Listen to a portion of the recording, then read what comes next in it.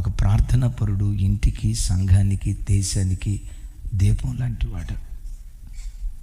బైబిల్లో మనం చూస్తాం కదా, దుష్టుడు గురుగులు తీసుకొని గురుగులు విత్తడానికి వచ్చాడు. నాకు సమాధానం చెప్పండి.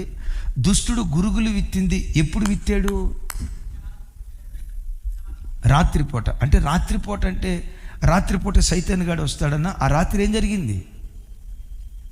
కావలా కాయాల్సిన ఆయన కావలా కాయకుండా ఆ కావలివాడు నిద్రపోతున్నాడట. అక్కడ స్పష్టంగా ఏమని రాసిందో తెలుసా? ఆ మనుషుడు నిద్రపోవు సమయమున దుష్టుడు వచ్చి గురుగులు విత్తెళ్ళాడు. నిద్రపోవటం అంటే ఏంటి? ప్రార్థన జీవితం లేని అనుభవం, కన్నీటి లేని అనుభవం, కన్నీటి ప్రార్థన లేని అనుభవం. ఆ ఇంటిలో తిండి నిద్ర, సోమరిపోతనం, తిండి నిద్ర. ఆ ఇంటిలో ఉండటాన్ని బట్టి ఏ ఇంటిలో ప్రార్థన ఉండదో ఆ ఇంటిలోకి దుష్టుడు అడుగుపెట్టే ప్రమాదం ఉంది. విన్నారన్నమాట. ప్రతిరోజు అయ్యా, అన్నా, అమ్మా, నేను నాన్న గురించి చెప్పే కదా, నాకు దీపం లాంటివాడని. నీ పిల్లలు నిన్ను గూర్చి అంతకంటే శ్రేష్టమైన మాట, నీ పిల్లలు నిన్ను గూర్చి అందరూ కాక. గట్టిగా చెప్దాం ఆమేన్. ప్రతిరోజు సాయంత్రం ఇంటికి వస్తారా అమ్మా?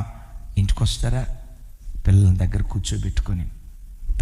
కూర్చోబెట్టుకొని భర్తను, భార్యను కుటుంబ సమేతంగా ఒక్క అర్ధగంట, గంట. అంత పెద్ద మాట అంటున్నందుకు నన్ను క్షమించండి.